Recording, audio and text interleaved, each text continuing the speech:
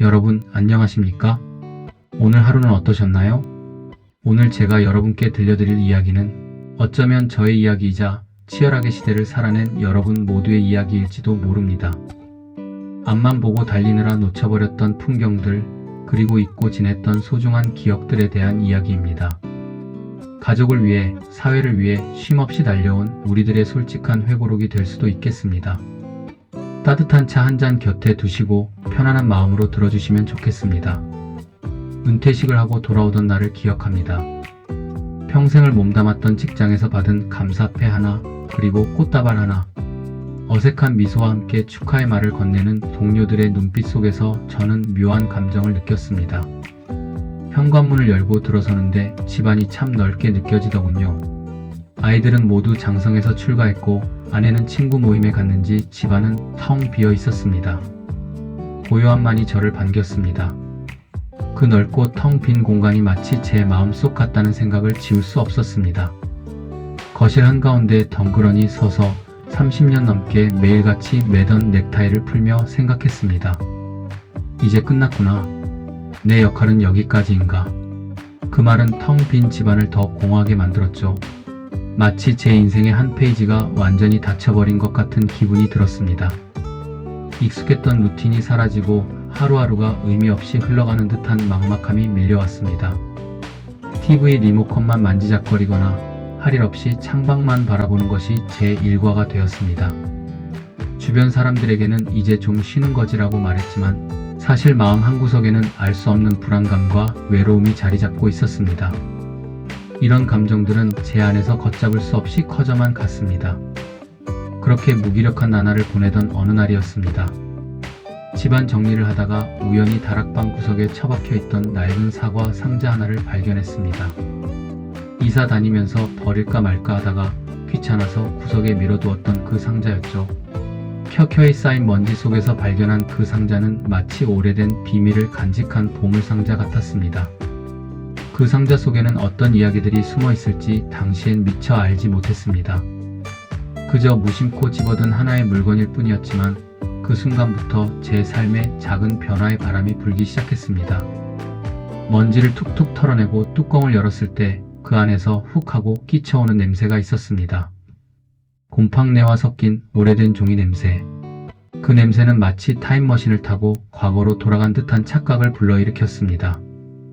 퀴퀴하면서도 정겹고 낯설면서도 익숙한 그 냄새는 저를 순식간에 수십 년 전으로 데려다 놓았습니다. 그것은 다름 아닌 나의 30대였습니다. 잊고 지냈던 젊은 날의 뜨거운 열정과 서투른 감정들이 그 냄새와 함께 피어나는 듯 했습니다. 상자 안에는 제가 신입사원 시절 썼던 업무 수첩들, 아이들이 초등학생 때 어버이날이라고 고사리 손으로 써준 효도 쿠폰, 그리고 색이 바랜 필름 사진들이 가득했습니다. 하나하나 들춰볼 때마다 지나간 시간들이 주마등처럼 스쳐 지나갔습니다. 웃음 짓게 하는 추억도 있었고 가슴 한켠이 아릿해지는 순간들도 있었습니다.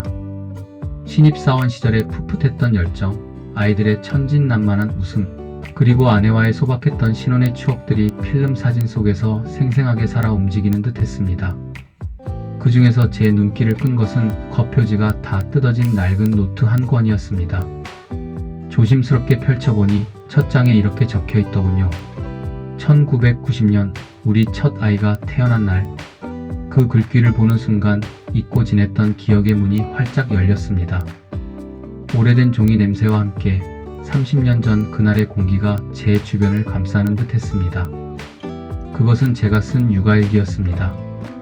아마도 그 당시의 바쁜 생활 속에서 꾸준히 글을 쓰는 것은 쉽지 않았을 겁니다.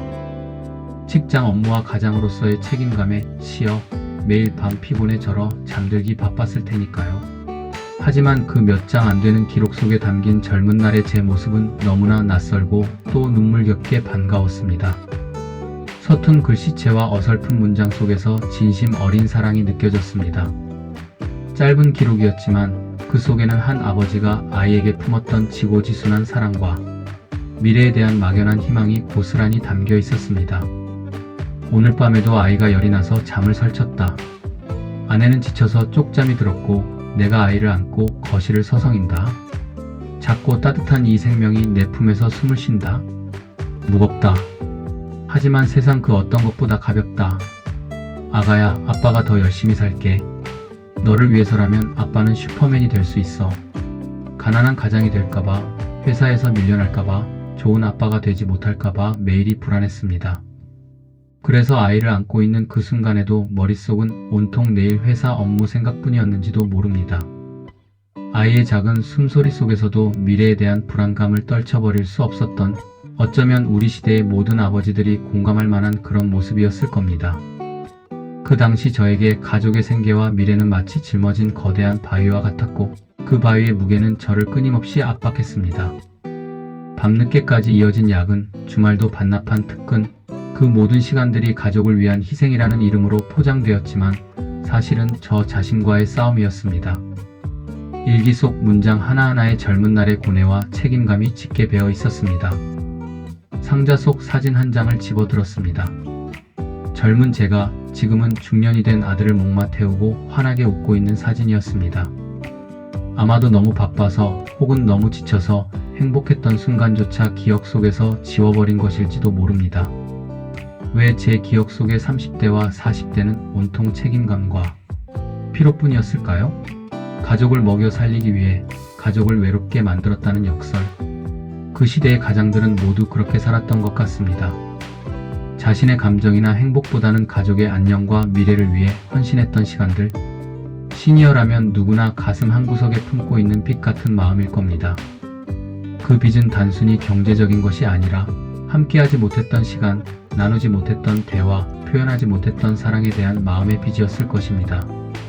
상자 밑바닥에는 제가 아내에게 썼던 연애편지 뭉치도 있었습니다. 당신 손에 물 한 방울 안 묻히게 하겠다는 지키지 못할 약속들이 빼곡하더군요. 풋풋하고 설렘 가득했던 젊은 날의 다짐들. 아마도 그때 저는 그 약속을 진심으로 지키리라 믿었을 것입니다. 그 편지를 읽으며 저는 텅 빈 거실에서 소리내어 웃었습니다. 그리고 곧 펑펑 울었습니다. 그 약속을 지키지 못해서가 아니라 그 순수했던 마음을 너무 오랫동안 잊고 살았다는 것이 미안해서였습니다. 어쩌면 그 약속을 지키지 못했을지언정 그 마음만은 잊지 않고 간직했어야 했는데 말이죠. 세월이 흐르면서 생활의 무게에 눌려 그런 소중한 감정들을 잃어버렸다는 사실이 사무치게 아팠습니다. 이제 와 돌이켜보니 그 시절에 저는 참으로 미숙하고 서툴렀습니다. 사랑을 표현하는 방식도 가족을 보듬는 방법도 몰랐던 철부지였죠. 하지만 그 모든 것이 서툴렀기에 더욱 애틋하고 아름다웠던 우리의 청춘이었음을 새삼 깨닫습니다. 편지 한 장 한 장마다 아내와 함께했던 수많은 추억들이 스며들어 있었습니다. 첫 만남의 떨림, 연애 시절의 설렘, 결혼을 약속했던 순간의 벅참. 그 모든 것이 흐릿해진 편지글 속에서 다시 선명하게 되살아나는 듯 했습니다. 우리 모두에게는 각자의 다락방과 각자의 사과 상자가 분명 있습니다. 어쩌면 그 상자 속에는 미처 발견하지 못했던 여러분이 잊고 지냈던 여러분, 자신의 진정한 모습이 담겨 있을지도 모릅니다. 과거와의 대화를 통해 현재의 나를 이해하고 미래를 새롭게 설계하는 귀한 시간이 될 것입니다. 상자를 정리하고 나오려는데 멈춰있던 거실의 낡은 괴종시계가 눈에 들어왔습니다. 건전지를 갈아주지 않아 옷이 30분에 멈춰버린 시계. 마치 은퇴하고 멈춰버린 제 인생 같아 보였습니다. 멈춰선 시계는 왠지 모르게 제 마음을 더 무겁게 했습니다. 모든 것이 정지된 듯한 그 모습은 제 삶의 활력을 잃어버린 듯한 상실감과도 맞닿아 있었습니다. 하지만 문득 그런 생각이 들더군요. 건전지만 갈아 끼우면 이 시계는 다시 가지 않는가? 그렇습니다. 멈춰버린 것은 시계의 기능일 뿐 시계 자체는 여전히 그 자리에 있었습니다. 여전히 아름다운 나무 결을 간직한 채 묵묵히 서 있었습니다. 제 인생의 시계도 마찬가지 아닐까요? 직장인으로서의 시간은 멈췄지만 누군가의 남편, 누군가의 아버지, 그리고 나 자신으로서의 시간은 이제 다시 흐를 준비를 하고 있는지도 모릅니다. 멈춘 시계가 새로운 건전지로 다시 움직이듯 제 인생도 새로운 에너지로 다시 시작할 수 있다는 희망이 샘솟았습니다. 마치 잠들어 있던 제 안에 무언가가 깨어나는 듯한 느낌이었습니다. 은퇴는 끝이 아니라 새로운 시작을 위한 전환점이라는 것을 괴종시계가 저에게 조용히 가르쳐주는 듯 했습니다. 이제는 다른 박자로 저만의 리듬으로 삶을 채워나갈 수 있는 기회가 온 것이죠. 이 깨달음은 저의 마음에 다시금 용기와 활력을 불어넣었습니다. 멈췄던 시계의 건전지를 갈아 끼우는 것처럼 제 삶에도 새로운 에너지를 불어넣어야 할 때임을 직감했습니다. 다락방에서 가지고 내려온 그 낡은 육아일기장의 뒷장은 백지였습니다. 저는 30년 만에 펜을 들었습니다. 그리고 그 뒷장에 이렇게 적기 시작했습니다. 2026년 다시 쓰는 일기. 오늘은 멈췄던 시계 약을 갈아 끼웠다. 그리고 내 인생의 새로운 시간도 다시 흐르기 시작했다. 이제 이 백지 위에는 후회와 아쉬움 대신 감사와 기대, 그리고 새로운 도전으로 가득한 이야기들을 채워나갈 것이다. 이 글을 쓰는 동안 제 마음속에는 새로운 다짐과 설렘이 가득 찼습니다. 지나온 시간을 돌아보고 앞으로 다가올 시간을 채워나갈 새로운 육아일기, 아니 인생일기를 쓰는 기분이었습니다. 이 백지 페이지는 저에게 주어진 두 번째 기회이자 저의 새로운 정체성을 찾아가는 여정의 시작을 의미했습니다. 다락방에서 내려와 식탁에 앉았습니다. 그때 현관문 도어락 소리가 들리고 아내가 들어오더군요. 친구들을 만나고 왔는지 양손에 장바구니가 들려 있었습니다. 당신 집에 있었어? 나가는 줄 알았더니. 아내는 무심하게 한마디 던지고는 주방으로 향합니다. 식탁에 앉은 제 뒷모습을 보며 아내는 무슨 생각을 했을까요? 30년 넘게 함께 살았지만 은퇴 후 하루 종일 집에 있는 남편이 아내에게는 낯설고 불편한 존재일지도 모른다는 생각이 문득 들었습니다. 오랜 세월 함께했지만 서로에게 익숙함 속에 감춰진 낯선 부분이 있었던 것이죠. 서로의 일상에 깊숙이 관여하지 않았던 지난 시간들 속에서 우리는 어쩌면 각자의 섬에서 살았던 것은 아닐까 하는 생각이 들었습니다. 이제 그 섬들을 이어줄 다리를 놓을 때가 온 것만 같았습니다. 저는 아내의 뒷모습을 가만히 바라보았습니다. 굽은 등, 염색할 때가 지나 희끗희끗한 정수리, 그리고 물 마를 날 없었던 거친 손. 젊은 시절 제 일기장 속에 적혀있던 고운 아가씨는 온데간데 없고 생활력 강한 억척스러운 아줌마가 그곳에 서 있었습니다. 세월의 흔적이 고스란히 남아있는 아내의 모습에서 지난 세월의 무게가 느껴졌습니다. 하지만 그 속에서도 저는 아내의 강인함과 헌신을 보았습니다. 가족을 위해, 가정을 위해 묵묵히 희생해온 아내의 뒷모습은 그 어떤 젊은 날의 모습보다 아름답고 숭고하게 느껴졌습니다. 주름진 얼굴과 거친 손은 사랑과 희생으로 빚어진 세상에서 가장 고귀한 작품이었습니다. 누가 저 사람을 저렇게 만들었을까요? 세월일까요? 아니면 앞만 보고 달리느라 곁을 내주지 않았던 저의 무심함일까요? 아마도 둘 다일 겁니다. 저 역시도 아내의 젊은 시절을 함께했지만 가장으로서의 책임감에 짓눌려 아내에게 충분한 관심과 사랑을 주지 못했던 순간들이 많았을 것입니다. 생활의 무게에 짓눌려 아름다움을 잃어버린 듯 보였던 아내의 모습 속에서 저는 저 자신의 부끄러운 자화상을 보았습니다. 그녀의 희생은 저의 무관심 속에서 당연하게 여겨졌고 그녀의 노력은 저의 성공을 위한 발판으로만 치부되었던 것은 아닌가 하는 뼈아픈 반성이 밀려왔습니다. 옆에 있어도 외로웠을 아내의 마음을 이제야 조금이나마 이해할 수 있게 되었습니다. 휴대폰을 들어 큰아들 번호를 눌러봅니다. 신호음이 길게 갑니다. 아버지, 무슨 일이세요? 다급한 아들의 목소리. 배경에는 타자기 소리와 사람들 웅성거리는 소리가 들립니다. 아니, 그냥 별일 없나 해서. 아예 지금 회의 들어가는 중이라서요. 급한 일 아니시면 나중에 전화 드릴게요. 그래, 고생해라. 뚜뚜뚜. 전화는 1분도 채 안 되어 끊어졌습니다.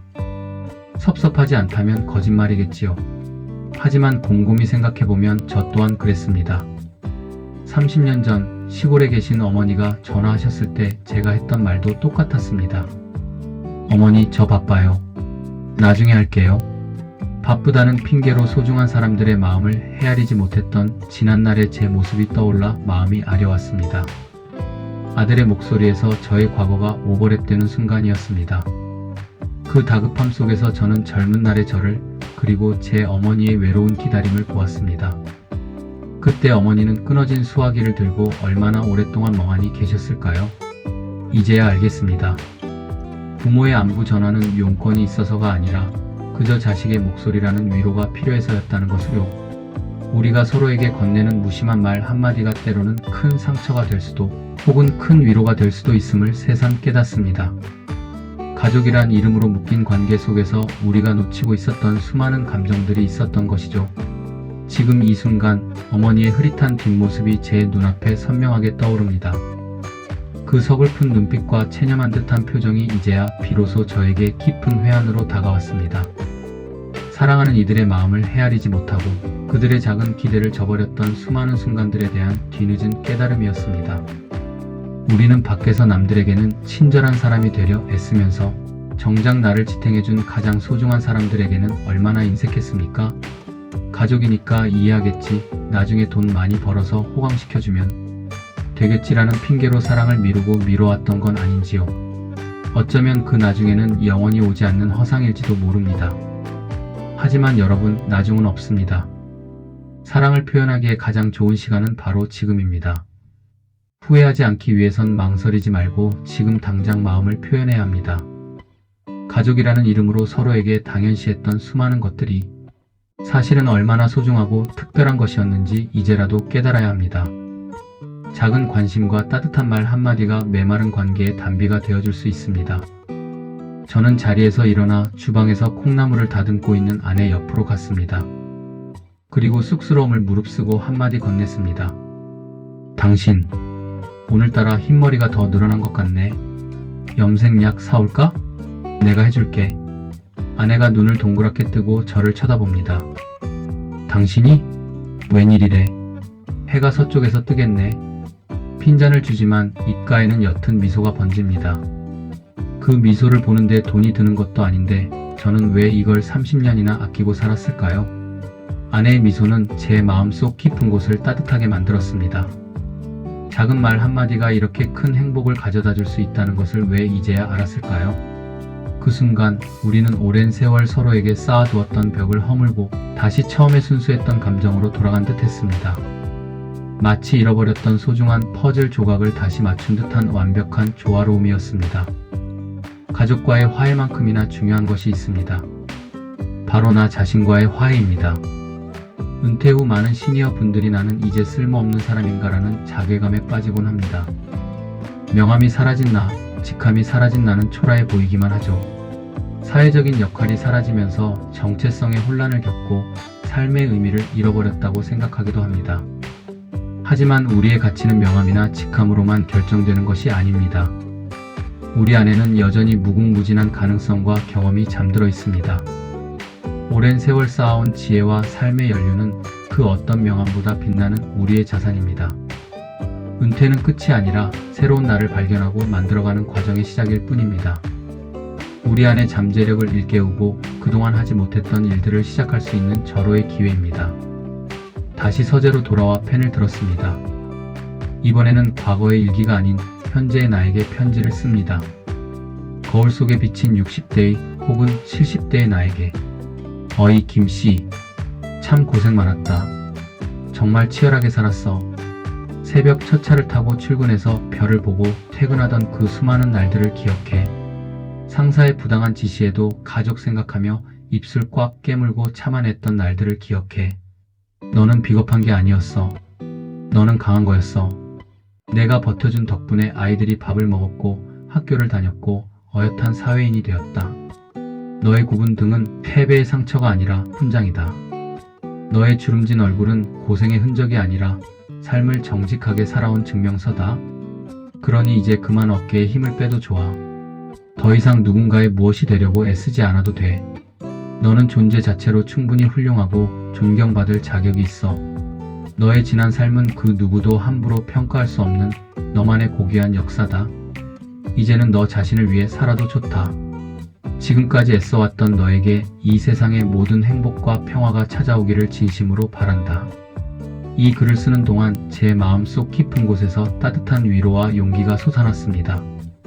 스스로를 칭찬하고 격려하는 것은 그 어떤 칭찬보다 값진 것이었습니다. 거울 속의 저 자신에게 진심으로 고개 숙여 감사했습니다. 여러분, 지금 당장 스스로를 한번 안아주십시오. 양팔을 교차해서 내 어깨를 감싸고 토닥여 주십시오. 그리고 소리내어 말해주세요. 수고했다. 고생했다. 그리고 사랑한다. 그동안 자신에게 너무 인색했던 시간을 보상이라도 하듯 진심으로 자신을 보듬어 주십시오. 자신의 어깨를 토닥이는 그 작은 몸짓이 수십 년간 짊어졌던 삶의 무게를 잠시나마 내려놓게 해줄 것입니다. 그 순간 느껴지는 따뜻한 온기는 여러분의 지친 마음을 어루만져 줄 것입니다. 우리가 은퇴를 리타이라고 하죠. 타이어를 갈아 끼운다는 뜻이라고들 합니다. 하지만 저는 이렇게 해석하고 싶습니다. 리타이가 아니라 리파이어. 다시 불태운다. 이 방송을 듣고 계신 시니어 여러분, 여러분의 인생 시계는 몇 시입니까? 늦지 않았습니다. 아니, 어쩌면 지금이 가장 좋은 때입니다.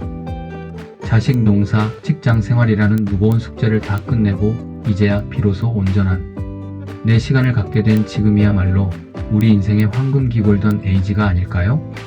우리에게 주어진 이 소중한 시간을 어떻게 채워나갈지는 오롯이 우리의 선택에 달려 있습니다. 은퇴는 삶의 정점이 아니라 새로운 정점을 향한 도약대입니다. 지금까지 쌓아온 경험과 지혜를 바탕으로 우리만이 할 수 있는 의미 있는 일들을 찾아 나설 수 있는 시기입니다. 늦었다고 생각할 때가 가장 빠른 때라는 말이 있듯이 지금 이 순간이야말로 우리 인생의 가장 빛나는 순간이 될 수 있습니다. 여러분 안에 잠재력을 마음껏 발휘하고 열정적인 삶을 살아갈 충분한 이유가 있습니다. 오늘 방송이 끝나면 먼지 쌓인 앨범을 꺼내보셔도 좋고 쑥스럽지만 배우자에게 따뜻한 말 한마디 건네보셔도 좋겠습니다. 아니면 그저 창문을 활짝 열고 시원한 바람을 한번 깊게 들이마셔보세요. 살아있음이 그리고 이 나이듦이 꽤 괜찮은 축복이라는 것을 느끼실 겁니다. 여러분의 삶은 여전히 아름답고 소중합니다. 이 모든 것이 우리가 열심히 살아온 인생의 선물임을 기억하십시오. 오늘 하루를 충실히 살아낸 자신에게 박수를 보내주고 내일을 향한 희망의 씨앗을 뿌려보세요. 작은 변화가 여러분의 인생 이막을 더욱 풍요롭고 의미 있게 만들 것입니다. 세상 모든 시니어분들의 찬란한 오늘과 내일을 응원합니다. 지금까지 여러분의 벗 준마TV였습니다. 오늘도 당신의 찬란한 인생 이막을 응원합니다. 감사합니다. 사랑합니다.